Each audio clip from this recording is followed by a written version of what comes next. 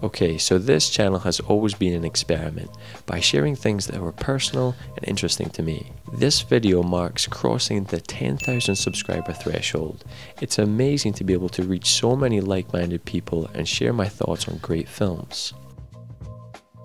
Firstly, a note of thanks and appreciation for the support and great conversations along the way. And secondly, a moment of reflection on how films and entertainment have affected my life.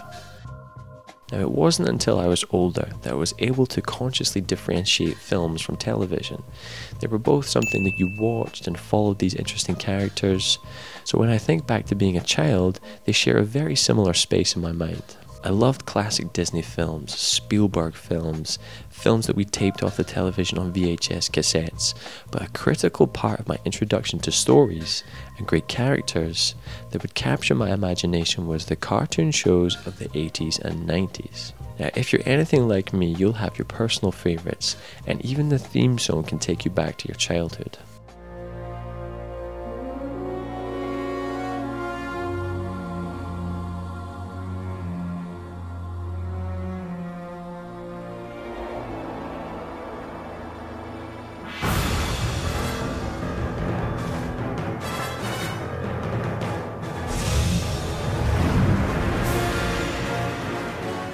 It's hard for me to describe the effect that these shows had on shaping my life as a young person.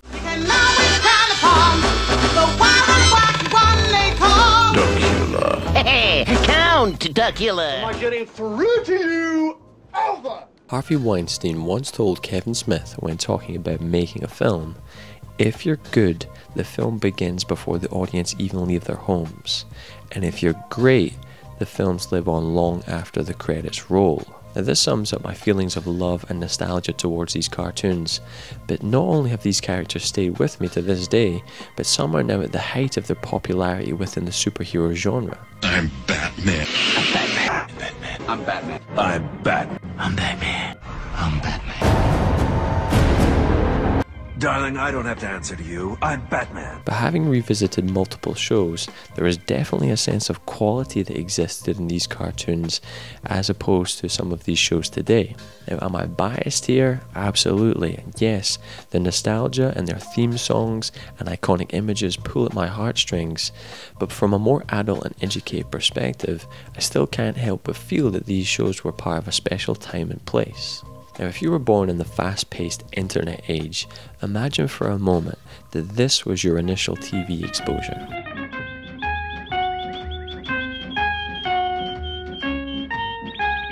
Hector, What's the matter? I just think you ought to know you started talking to yourself again.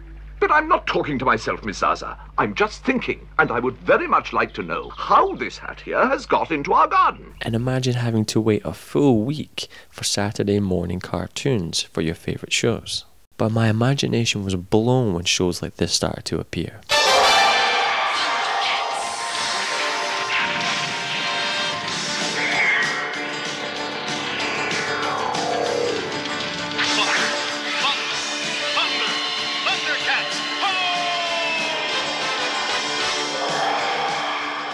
But this was the major turning point for me.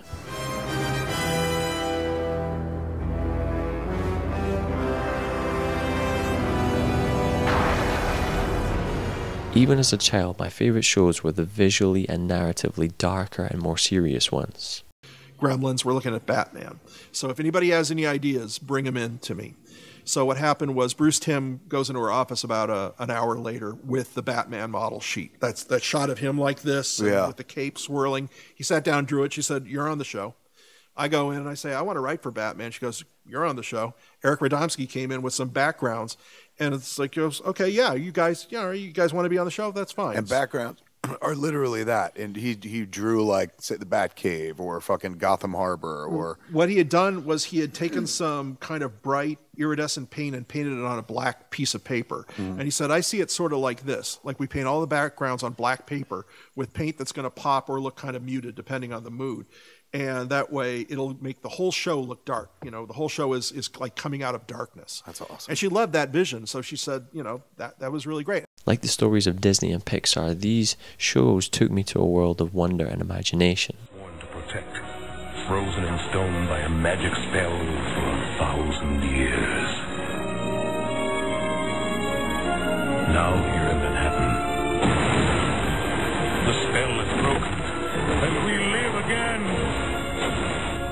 making Saturday mornings the best part of the week.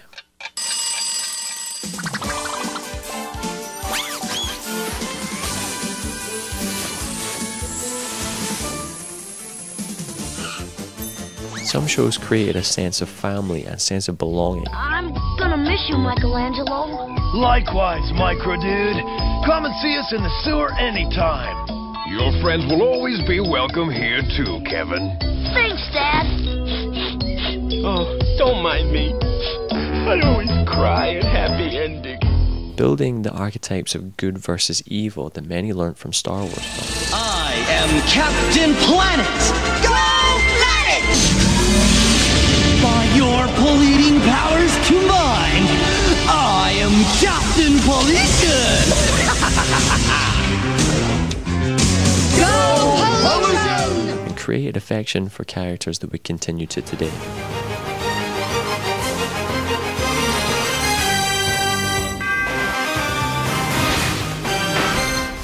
Some shows were never rebooted or remade into a life of cinema, but those shows still capture my imagination just the same.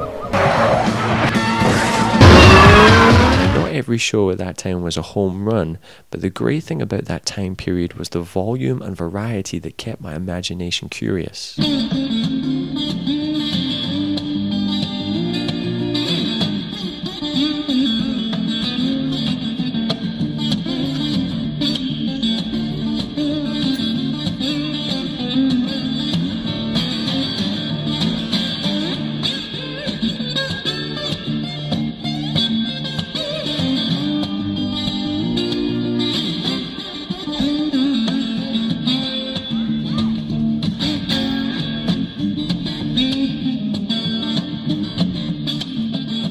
I haven't found many recent shows that were made with the same quality and care and attention as these older ones.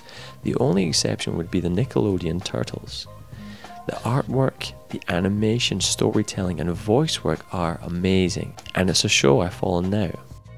It's made by clearly talented people, but more than that, the creators are die-hard fans of the source material and other incarnations of the show, as you see many references and nods throughout.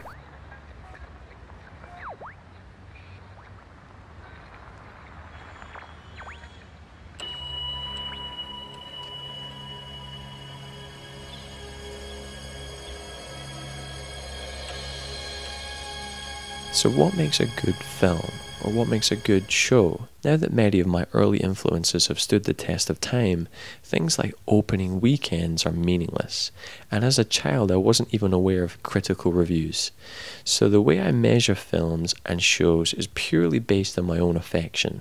That inner compass is what rings true for me, and it's very personal, but that is appropriate since your experience of a film is yours alone. And I'm so thankful for my childhood, for the effort and the magic that happened during this era of cartoons, because it gave me continuous joy, and I hope that young people find something that captures their imaginations. So thank you for the support, for the feedback and shared passion on this journey to 10,000 subscribers, and I invite you to reflect on your own early influences, and feel free to share below the favourite shows that shaped your childhood. The power is yours!